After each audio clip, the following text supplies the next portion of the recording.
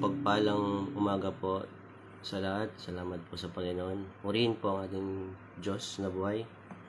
At ngayong umaga ay tayo po dadako sa live devotion. At naka-assign po ngayon ang Door of Faith Taiwan. At ngayong umaga ay patuloy po tayong manabik sa salita ng Diyos. At ang gawain po nating umaga, ang live devotion po natin ay nagmumula sa Taiwan, Kaohsiung, Taiwan, Door of Faith, Kaohsiung. Salamat po sa Diyos. At bago po tayo dumako sa salita ng Diyos, ay tayo po muna po ay umawit. Magbigay po tayo ng pasasalamat po sa ating Diyos dahil panibagong pag-asa, panibagong pagkakataon, panibagong hininga ang kanyang binigay sa atin sa pagising natin sa umaga. Ay naroon ang biyaya ng Panginoon, naroon ang kalakasan na kanyang binibigay sa bawat isa. Purihin po ang Diyos, tayo po umawit ng pasasalamat sa Diyos.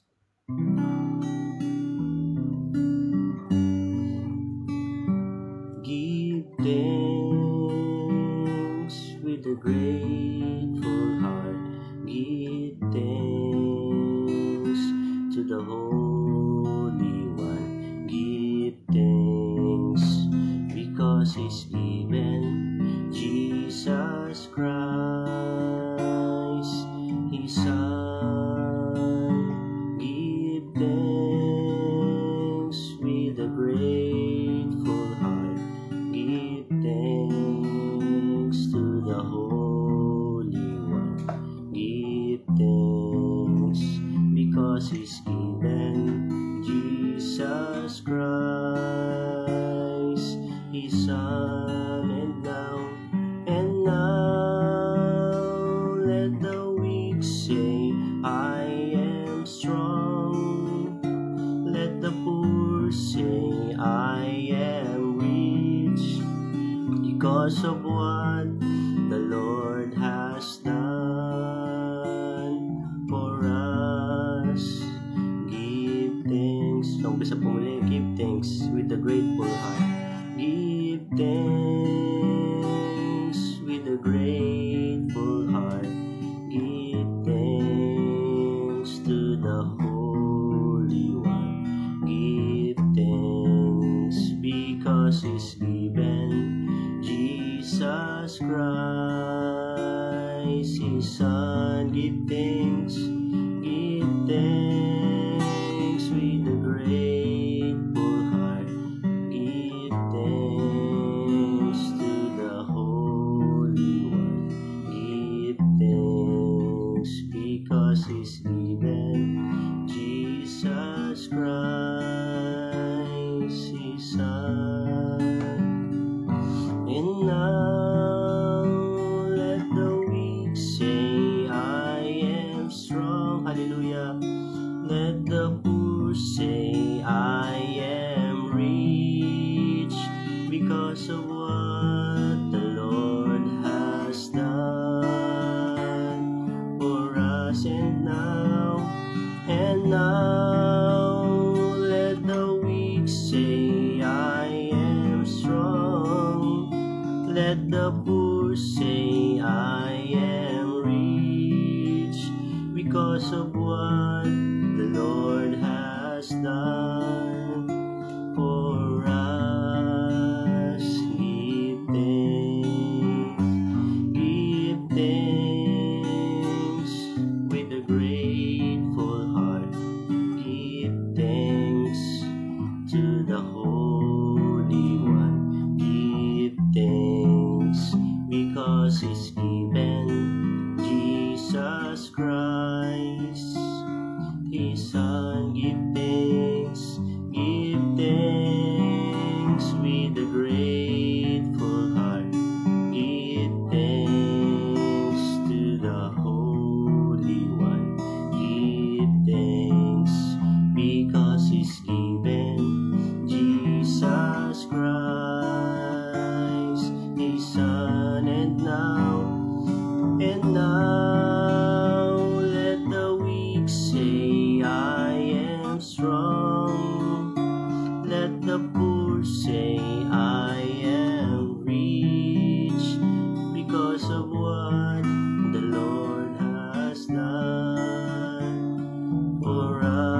was and now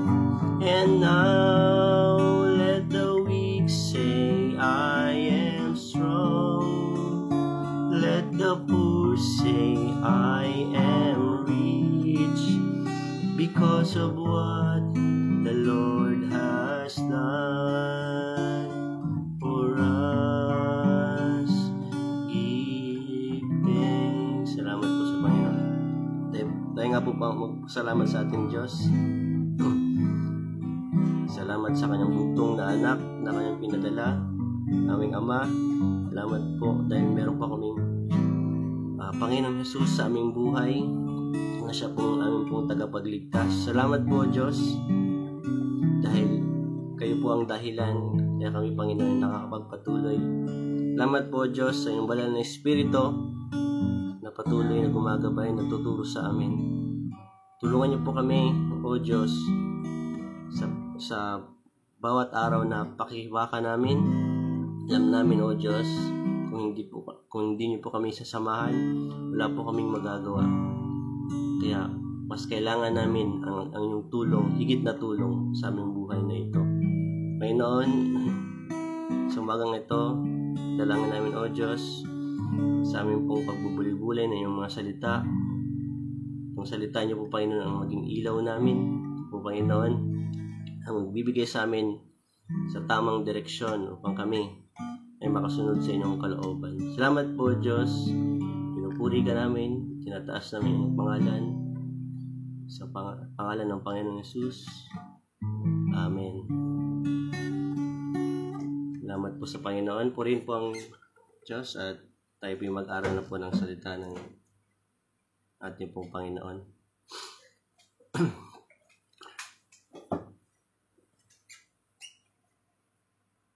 So, ang pag-aaralan po natin ngayong umaga ay patungkol po sa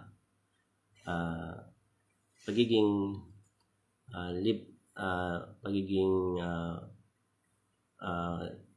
level up na Kristiyano. Kasi may mga Kristiyano po na hanggang ngayon ay hindi pa rin po lumalago. No, walang improvement sa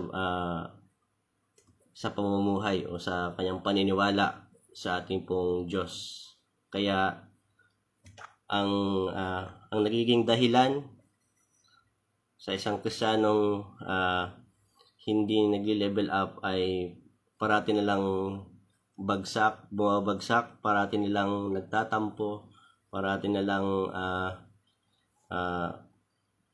umaalis, tapos pabalik-balik lang. Kaya kailangan sa isang Kristiyano ay, lalo na po sa mga matatagal ng Kristiyano, ay nagle-level up o lumalalim sa salita ng Diyos. Mahalaga po sa isang lingkod ng Diyos na siya ay lumalago sa kanyang mga salita. At kung meron po kayong, kung may hawak kayong Biblia, buksan po natin ang ating pong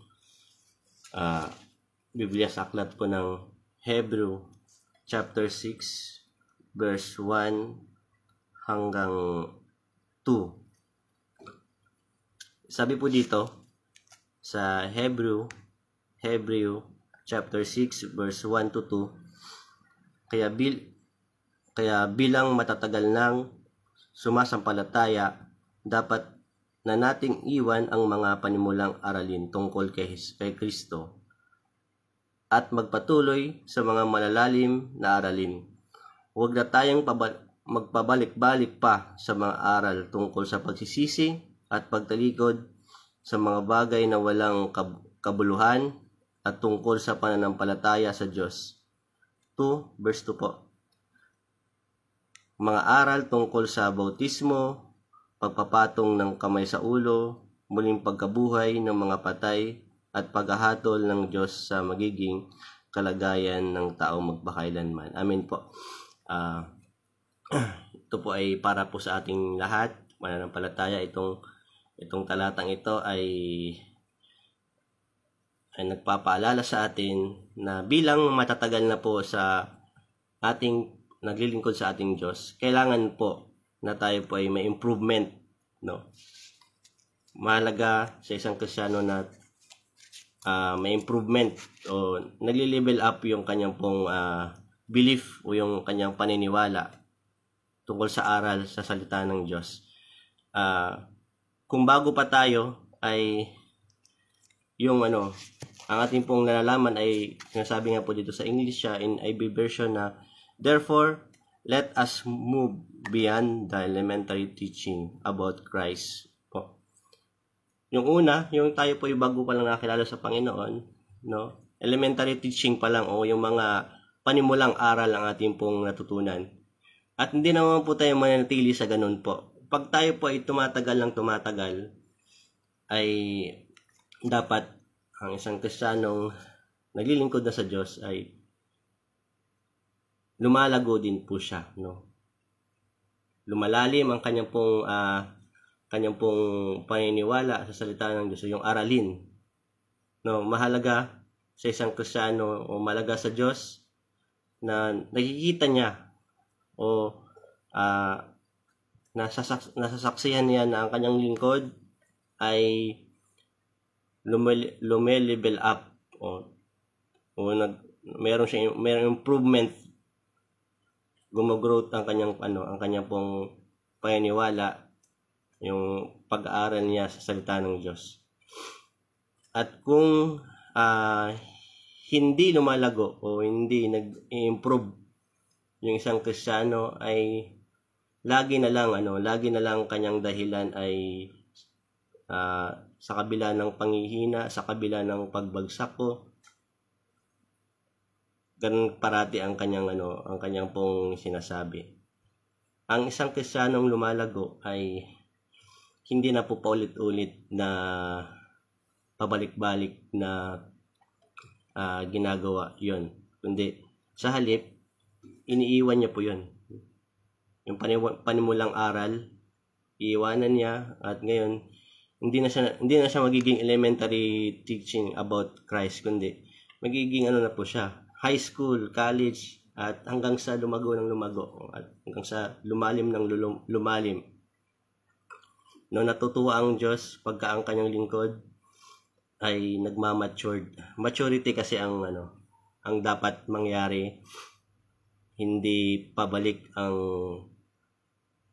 tayo pabalik-balik sa panimulang aral, kundi habang tayo po ay nag-aaral ng salita ng Diyos, patungkol sa salita ng Diyos, meron pa talagang mas malalim pa, no? At sa pagpapatuloy po, pagbabasahin po natin sa susunod na verse po ay sa verse 3, no? Ang dahilan po kung bakit tayo dapat mag-improve o mag-level up ay ganito po.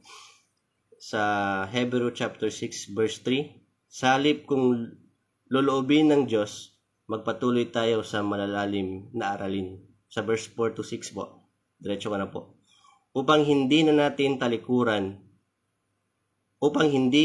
siya talikuran, sapagkat kung tatalikuran ng isang tao ang Diyos, hindi na siya mapagsisisi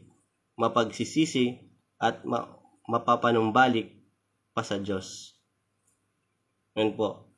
Kapag ang isang Kristiyano po ay ganun pa rin ang paniniwala niya, hindi siya lumalago sa aralin na mga malalalim, ay may prove na siya po ay tumalikod ulit, no? Pabalik-balik kapag hindi gaano katatag ang kanyang paniniwala sa salita ng Diyos, may posibilidad pa rin po siya na tumalikod. At sinasabi nga po dito na sa pagpapatuloy po, nakatikim na ng biyaya mula sa langit, tumanggap na ng banal na Espiritu, nakatikim na ng kabutihang dulot ng salita ng Diyos, at nakadama na ng kapangyarihang ihahayag sa huling araw. Pagkatapos, kung tumalikod pa rin siya sa Diyos, hindi na siya mapagsisisi at mapapanumbalik sa Diyos dahil para na rin niyang ipinako muli sa krus at dinala sa kahihiyan ang anak ng Diyos. Amen po. Napakahalaga, mga kapatid, sa mga Kristiyano, na tayo po ay mas lalo pang lumalalim sa salita ng Diyos. No? Yung araling panimula po, mahalaga din po yun. Mahalaga po yun. No? Hindi ibig sabihin po na wawalain na po natin yun. Kundi yung panimulan ng aral, yun po yung simula at meron pang kasunod na aralin na binabanggit dito sa talatang ito. Meron pang mas malalim. Kung natuto po tayo sa panimulang aral, ngayon, pagka alam mo na yon, sa tulong ng Panginoon, sa tulong ng Banal na Espiritu, ay patutulungan ka ng Banal na Espiritu. Ang Banal na Espiritu po ang makakapagtulong sa atin. Ngayon po, kung hindi po tayo nakikinig sa Banal na Espiritu, kung tayo po ay doon pa rin po sa level na hanggang doon lang po tayo ay hindi po tayo tatatag. Hindi maging matibay ang ating pong paniniwala sa Diyos o yung belief natin o yung pati pananampalataya natin sa Panginoon pagka baby Christian pa lang tayo. Baby Christian pa rin po tayo. Ayun po yung tawag po doon, baby Christian. Kasi may tinatawag pong baby Christian at mayroon pong tinatawag din po na maturity Christian. No, yung matured na Kristiyano. Malalaman po natin na ang isang Kristiyano po ay baby pa. Dahil ito po ay madaling magtampo. Saka ang bilis pong ang bilis pong tumalikod, tapos ulit-ulit na pong ginagawa. Pero pag yung Kristiyano po na nagmamatured ay natututo siya. Pero ang tao po kasi meron po talagang yung emotion o yung emotional po, minsan ang tao emotional, no? Pero pagka ang isang Kristiyano ay malalim sa salita ng Diyos, sa aralin na pinagkaloob ng Panginoon, ay mas lalo pa siyang natututo sa buhay na ito. Sa pamagitan ng salita ng Diyos, maunawaan niya kung gaano kahalaga na ang bawat isa ay rooted sa salita ng Diyos. Pag rooted po tayo sa salita ng Diyos, malalim ang ugat natin, no, kung napakalalim po ang ugat, ay maunawaan natin na habang tayo po ay naglilingkod sa Panginoon, ay matutuklasan natin na ang salita pala ng Diyos ay meron palang kapahayagan na di mo pa na didiscover. Meron pala yung kahulugan ng aral ng Panginoon na binibigay po sa bawat isa. Nasabi po sa Salmo, balik po tayo dyan mamaya po sa Hebreo. Sabi po sa Salmo chapter 1, o sa Psalms po, sa Aklat ng Awit. Sa Aklat po ng Awit chapter 1. Sa Aklat po ng Awit chapter 1 verse 1 to 3. Ganito po ang sinasabi: mapalad ang taong hindi namumuhay ayon sa payo ng masasama o sumusunod sa mali nilang halimbawa, at hindi nagkikisama sa mga taong nangungutya. Verse 2, sa halip ay nagagalak siyang sumunod sa mga aral na mula sa Panginoon, at araw-gabi ito'y kanyang pinagbubulay-bulayan. Verse 3, ang katulad niya isang punong kahoy na itinanim sa tabi ng sapa, na namumunga sa takdang panahon at hindi nalalanta ang mga dahon. Magtatagumpay siya sa anumang kanyang ginagawa. Amin po. Yung tunay na maturity Christian ay nagagalak ng sumunod sa aral na mula sa Panginoon at araw-gabi kanya po itong binagbubulay-bulayan. Ang katulad niya po ay isang punong kahoy na itinanim sa tabi ng sapa. Pagka ang puno ay nakatanim po sa sapa ay hindi po yan nalalanta kasi meron siyang source na kanyang pagkain para siya ay manatiling malago. Ang salita ng Diyos ay katulad po nun, no? Na tayo po isang puno na doon nakatanim sa tabi ng sapa o sa ilog. Ngayon po, pag ganun po tayo, habang tumatagal, pag doon po nakatanim yung puno ay ang ugat nun po mas lalong lumalalim. Kasi ang main source ng pagkain ng puno ay tubig. Tayo naman po, ang pinaka-main natin na pagkain sa ating spiritual ay salita ng Diyos. At ang katawan na ito, alam po natin, ang katawan natin po, pinapakain po natin ito ng physical foods din po. Kung itong katawan natin ay pinapakain natin ng mga pagkain na masasarap at mamahaling pagkain, how much more po sa salita ng Diyos. Ang salita ng Diyos po ay napakahalaga. Mas mahalaga pa ito sa kayamanan natin pong pinag-iipunan o yung pinapahalagan natin pong mga alahas. Mas mahalaga to dahil kapag tayo po ay rooted at nagpapakalalim sa salita ng Diyos,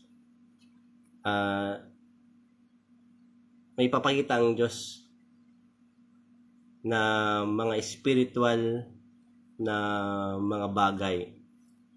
Kasi ang Diyos po natin po ay nagpapahayag po siya sa pamamagitan din sa connection sa espiritu natin, no?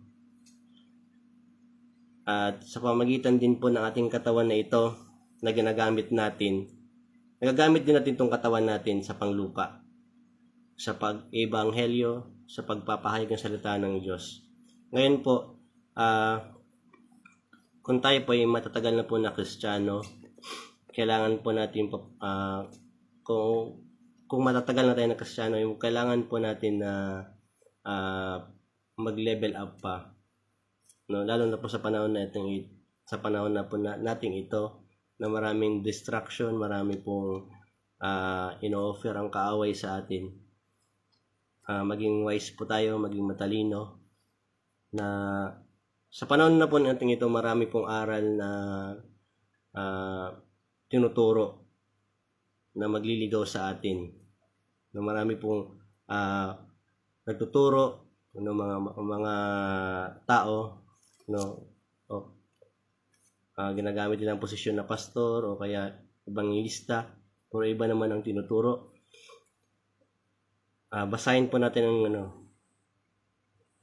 muna natin yung salita ng Diyos, na i-master natin ang salita ng Diyos, no? Kung may mga nagtuturo po ng sinasabi sa patungkol daw sa salita ng Diyos pero wala naman sa Biblia, wag po nating paniwalaan.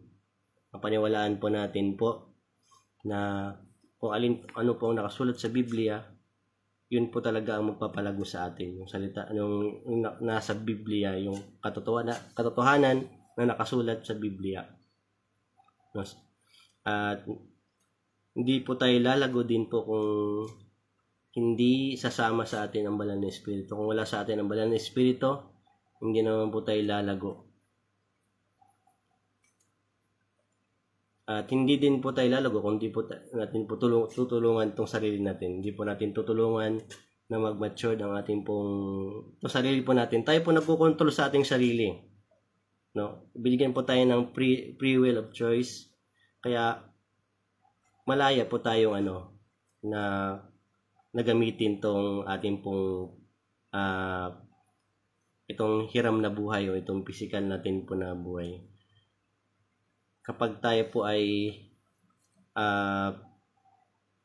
pinili po natin na magpakalalim sa salita ng Diyos, napakapalad po natin. No? Sinasabi nga po sa yung binasa po natin, mapalad yung tao. Blessed is the one. Mapalad ang isang taong hindi namamuhay ayon sa payo ng masasama o sumusunod sa mali nilang halimbawa at hindi nakikisama sa mga taong nangungutya.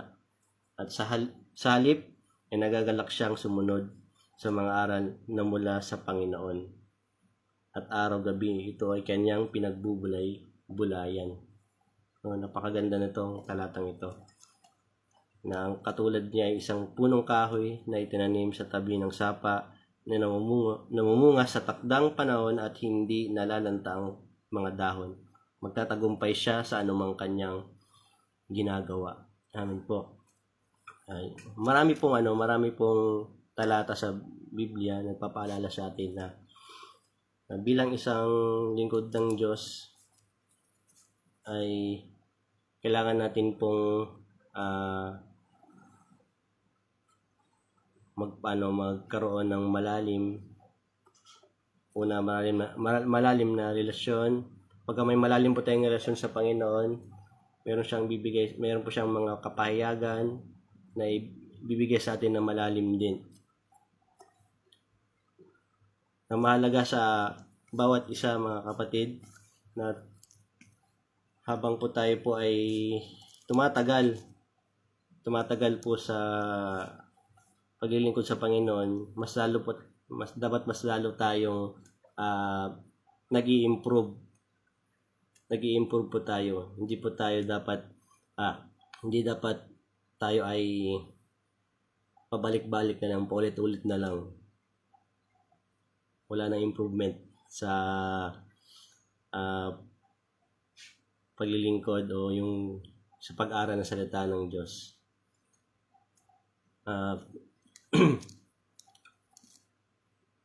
Salamat sa Panginoon. Balik po tayo dun sa Hebrew chapter 6.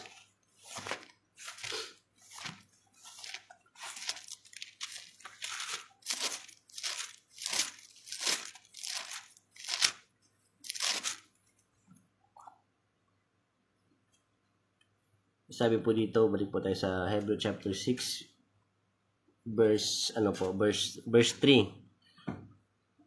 Sabi po dito, sa halip kung luluobin ng Diyos, magpatuloy tayo sa malalalim na aralin. Amen po. Loobin ng Panginoon, kalooban ng Panginoon na tayo po ay matuto sa mga malalalim na aralin upang tayo hindi na po tumalikod. Ang isa kasi sa dahilan ng isang Kristiyano ay pagka hindi po rooted sa salita ng Diyos ay madaling tumalikod. Madali po siyang umayaw, mag-give up. Pero pagka ang Kristiyano po, isang lingkod ng Diyos ay alam ang salita ng Diyos, hindi po siya tatalikod. Bagkos magsusumikap siyang magpatuloy sa pagsunod sa Panginoon, sa pagsunod sa kalooban ng Diyos. Dahil alam natin na kapag tayo po ay matured, ay pagka matured kasi ang tao maraming alam, di ba po? Pagka isang tao ay matured, marami po siyang alam, no? Kaya sinasabi ng salita ng Diyos na maging matured, magiging rooted tayo sa salita ng Diyos. Salamat po sa ating Panginoon, tayo po ay natatapos na po at baka mag-overtime po tayo. Salamat po sa Panginoon at salamat sa kanyang mga salita. Nagpapaalala sa atin bilang isang Kristiyano ay kailangan natin pong mag-improve, mag-level up. Tayo po ay magpawakas na po na panalangin. Aming Ama, aming Diyos, Salamat po sa umagang ito. Salamat po sa inyong mga salita. Nagtuturo sa amin na kami po ay lingkod nyo po at dapat kaming matuto sa inyong salita na higit pa. Dahil una, Panginoon, kayo po ang Ama nagtuturo sa amin kung paano po kami maging matured. Panginoon, kami po ay inyong turuturuan upang magiging matured, hindi po maging naputol pong linya. Salamat po sa Panginoon. Salamat po, Diyos, sa patuloy niyo pong paggabay sa amin. Salamat po sa inyong salita, nagbibigay sa amin ng pag-asa, nagbibigay sa amin ng tunay na kapayapaan. Ngayon, tulungan niyo po ang bawat isa sa tulong ng inyong banal na Espiritu na habang tumatagal kami ay mas lalo po kaming nagpapakalalim sa inyong mga salita. Tulungan niyo po ang bawat isa, O Diyos, pagsubok, mga sitwasyon na may hirap. Mas lalo kami, Panginoon, na maging matatag at mas lalo kaming maging matured sa pamamagitan din po, Panginoon, ng mga pagsubok na yan, mga sitwasyon. Mas lalo kaming magiging matibay sa aming pananampalataya. Salamat po, Diyos, dahil sa tulong ng iyong banal na Espiritu ay nakakapagpatuloy kami. Salamat po dahil walang ibang Diyos na amin pong maasahan, walang ibang Diyos na dapat namin pong pagtiwalaan kundi kayo lang po. Salamat po, Panginoon Jesucristo, sa kaligtasan na amin pong natanggap sa inyo. Salamat din po sa inyong dakilang pag-ibig. Salamat po, Diyos, sa aking mga kapatid na nanonood. Patuloy nga po silang pagpalain niyo po at patuloy sila, O Diyos, na magkaroon ng matibay na pananampalataya sa inyo upang sa paghibaka sa mundong ito ay makakalaban kami dahil sa tulong po ng inyong Espiritu ay kami, Panginoon, ay mas lalo pang lumalago. Salamat po sa inyong po lahat ng pulit, pagdakila at pagsamba sa pangalan ng Panginoong Yesus. Amen. Salamat po. Rin po ang ating Diyos. God bless po sa lahat.